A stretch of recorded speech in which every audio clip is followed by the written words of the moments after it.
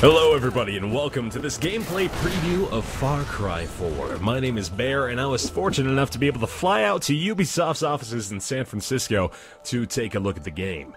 I played for a few hours and managed to see quite a bit of what the Far Cry 4 world has to offer. I'll be breaking down what's new in Far Cry 4, comparisons to Far Cry 3, and what to expect when the game is released on the 18th of November. Now keep in mind this video will focus heavily on the gameplay and very little on the story of Far Cry 4. Seriously? These guys have been giving me a lot of stank eye over the things I've been saying about the Golden Path, so that makes sense. Although the look and feel of things in comparison to Far Cry 3 remains largely the same, Far Cry 4 adds quite a few new things to your repertoire. To begin with, let's look at navigation.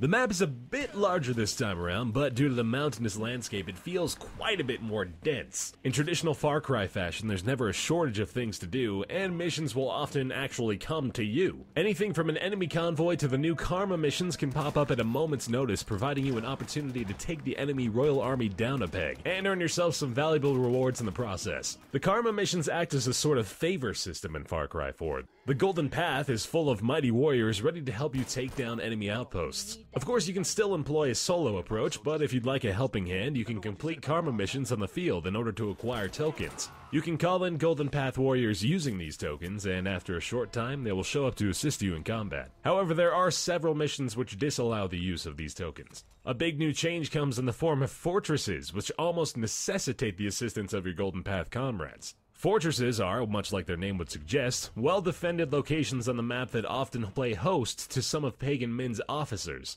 Fortresses are incredibly difficult to take down. They are often guarded by snipers, dogs, heavies, and if you trip an alarm, you can expect heavy reinforcements to be deployed by a helicopter at a moment's notice. Taking down a fortress will turn it over to the Golden Path and provide you with several new mission opportunities and objectives. Taking down a fortress solo is no easy feat, but calling in a friend to help you out can even the odds. Far Cry 4's new Cooperative mode allows you to invite your friends to drop in on your playthrough at any time. It's yet to be confirmed whether you'll be able to play through the main campaign with a friend, but you will be able to take down outposts, fortresses, and radio towers with your buddies. The co-op invite system is pretty easy to use on the PS4, and I had no connectivity issues while playing with a teammate. However, I was playing on a LAN, so online play may provide a different experience. Cooperative play opens up a bunch of new possibilities, including drive-by takedowns in some of Far Cry 4's new vehicles. All the old toys are back, including hang gliders, ATVs, jet skis, and the always popular wingsuit. New modes of transportation include the much-welcome Buzzer, which acts as a rudimentary helicopter that can seat up to 2 people. You can also scale the mountain walls wherever rock climbing gear can be found, which proves incredibly useful given the island's mostly rocky terrain.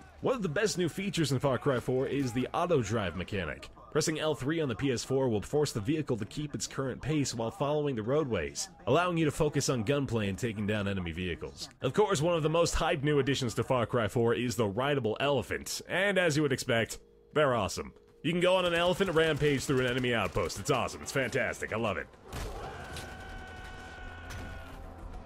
On the complete opposite side of that spectrum, though, is the addition of purely stealth-based missions. Now, personally, I've enjoyed attempts at trying to Sam Fisher my way through missions since Far Cry 2. And now in Far Cry 4, there are missions that exclusively demand you not be spotted while attempting to take down enemy officers. It provides a welcome change of pace to the typical run-and-gun gameplay. What happened? All I know is that he was killed in his house east of Banapur. It's still there. Maybe you could go there and find out more about him. Just be careful.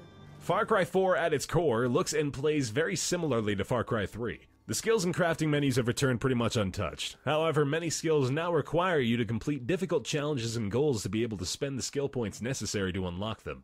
Villages and towns in Far Cry 4, as far as I can tell, play a much different role than those found in Far Cry 3. I rarely saw many opportunities for work walking through the villages, although oddly enough, they felt much more alive in this iteration compared to the last. There always seemed to be something going on for as little as I was involved as the player, although I may just not have gotten to the right places in the time I had.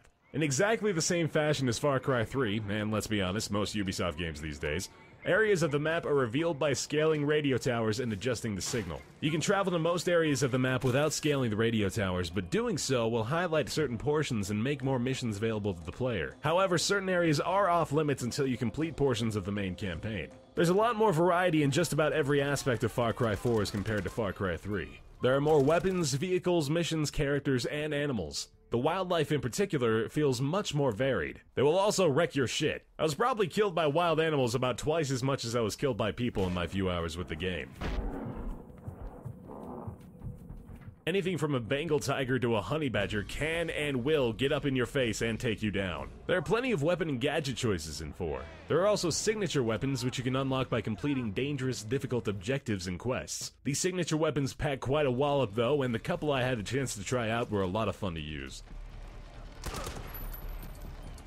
Hagenman's soldiers are about to attack one of our camps. Amida thinks our priority should be the information the fighters have gathered. Sabal thinks saving our people is more important.